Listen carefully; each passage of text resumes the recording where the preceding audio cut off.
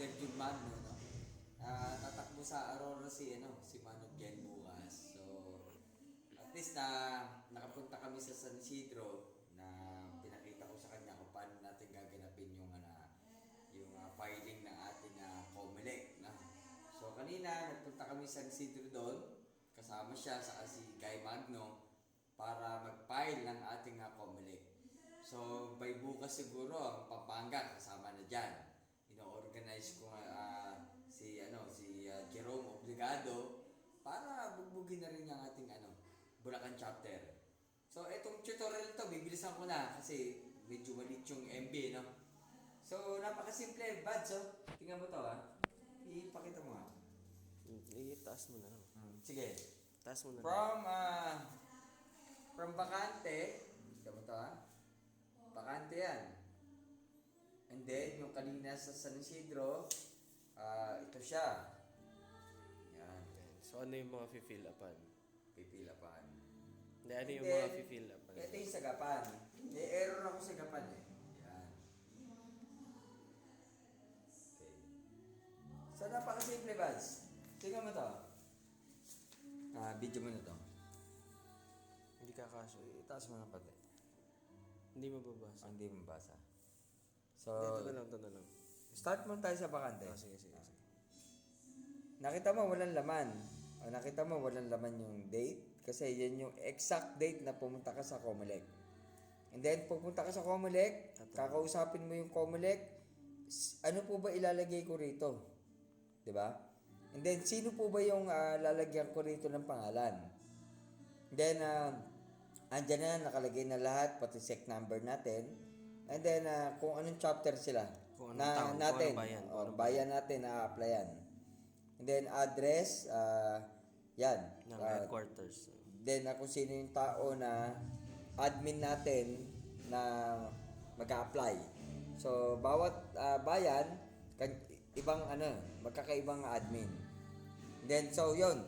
So, next, makita nyo, Truck Driver Philippines, lahat ng katanungan nandyan na. Di ba? So, tayo ay, etong Truck Driver Philippines, 147,000K nung isang araw, di ba? May Gmail tayo, may SEC number. So, eto na po yung next natin na ginawa namin sa San Isidro kanina. Office of the Election Officer. Dapat ganyan lang. Shortcut siya. OEO. San Isidro. Para ma-clarify ko to. OEO. Bakit yung sagapan? Kasi first time nagkakamali. Pero okay lang siya. Tinype ko Office of City Election Officer. Kasi city. OCEO. So nakita nyo yung difference? Dapat dito OCEO kasi city siya. Pero kung di sa city, dapat Office of Election Officer lang. OEO lang. So huwag magkamali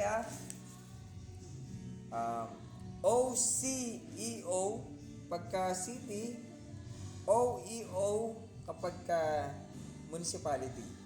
So, okay. So, ngayon, sino yung mga tao na to the honorable? Sagapan po si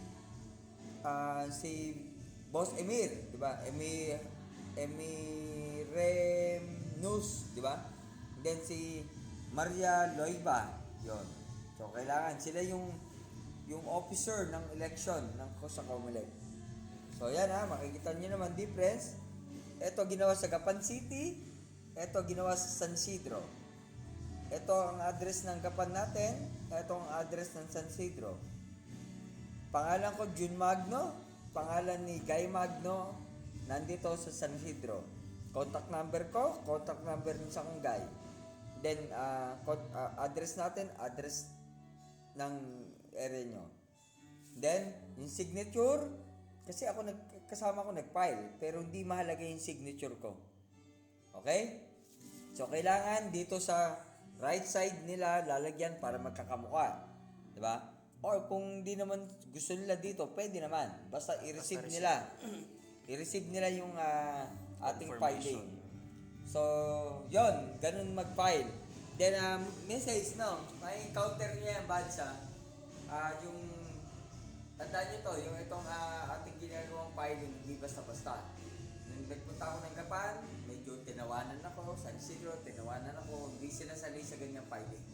Manindigan kayo, Dapat baka kasi pahirapin, sabihin, national kayo magka-file. No, ginagawa ko na ngayon,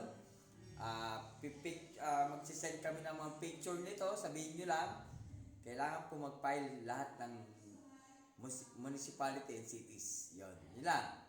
At meron po kami record na nag-file na po sa Gapan, nag-file na po kami sa San Isidro, nag-file na po sa Cabiao, nag-file na po sa Pampanga. Pakita mo lang, paki-receive po.